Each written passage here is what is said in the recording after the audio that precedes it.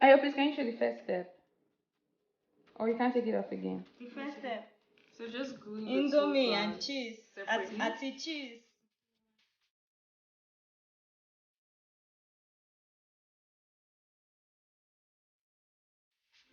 Hi guys, so today we are going to make a flower wreath or round bouquet. Usually used for weddings. This ended up in my house as a normal house decor. I always get the circle thing from. The circle was from Michael's. How much did you get it for? How much was it? $3, right? $4.99. Was it for me? Yeah. You bought $4.99. Yes. I just joking. Yeah, it was $4.99, and then the flowers were from Dollarama. Okay.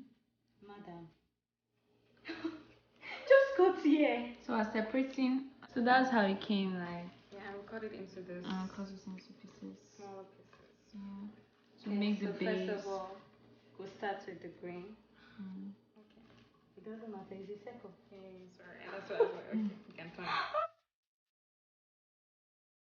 So we already made one wreath bouquet and we'll be using that as a model to make the second one, just to show you from scratch how we achieved it. So we start with greenery and then we put the pink over it, then we put the white flowers and then we just fill it in with a bush of greenery just to give a fuller natural look.